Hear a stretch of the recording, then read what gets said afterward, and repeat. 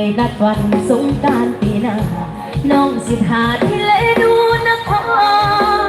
สบายดีทุกคนเด้อสบายดีเด้อสวัสดีพี่น้องเมืองไทยพร้อมเนาะเมืองเวเคยมีมาก่อนต่างขอพงก่อนวันวิวาวอนปู่พาลาจงมาเป็นที่รักเพื่อความหักของสาวคนไทยสองบันจงใดยังยืนยาวนานปืนดังลำคองไหลประคองสองบังลำทางอย่าได้มีสิ่งมาขวางหากเขานั้นมีวัน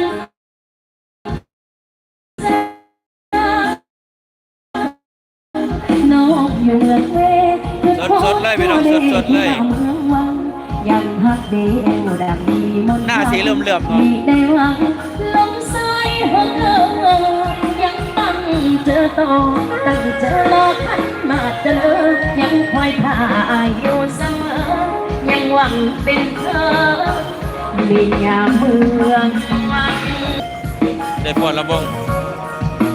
โอ้เบากระปูหน่อยเนี่ย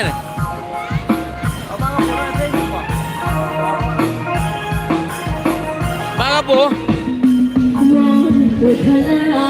เอาเพลงโซ่บ่เอาเพลงโซ่บ่เอาบ่ผู้จันผู้จันสาวจูซันก็ได้อ๋อสาวจูซันเอ๋มากระปูหน่อยได้นะสบายดีMCเนี่ยสบายดีMCเนี่ยไล่สด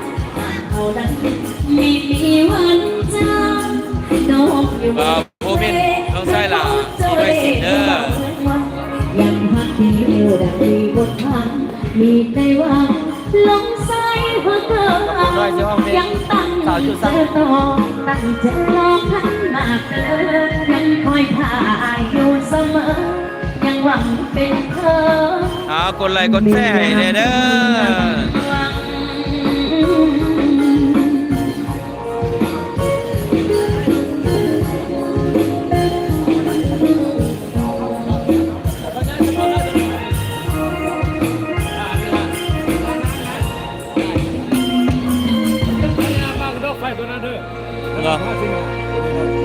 ไฟวะของไฟวะของสิไทยนี่กล้องตานี่กล้องนั้นกล้องจึ้งดึงมากรถไฟหันให้พยายามเดินมากรถไฟเป็นจะไหนเมื่อยจะบอกบ่เมื่อยติบ่ได้เงินซ้ำว้าลาปีจากไปคิดฮอดน้องสาวคิดฮอด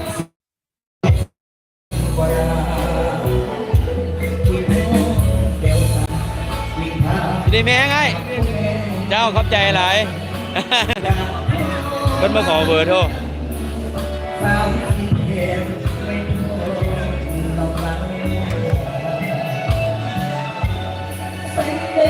เย็นให้เพิ่นเด้อ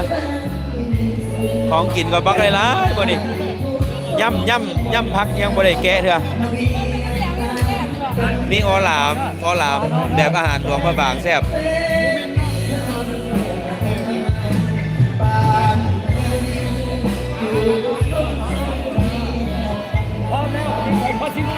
ใจไอ้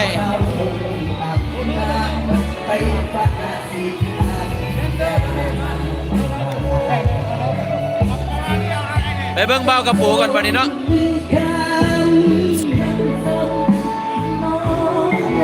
โอ้ป้าเธอหยอดเสียงอีกอย่าลืมเด้ออ้ายน้องสาวมาพาลีสุดยอดน้องปาลีตั้งคนใจขอลาก่อนนะ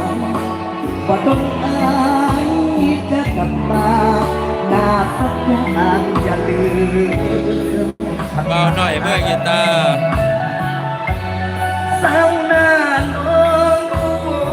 ขับเบาจันนี่ขับส่งเอ้ยคืนนั้นถึงยังลายที่คน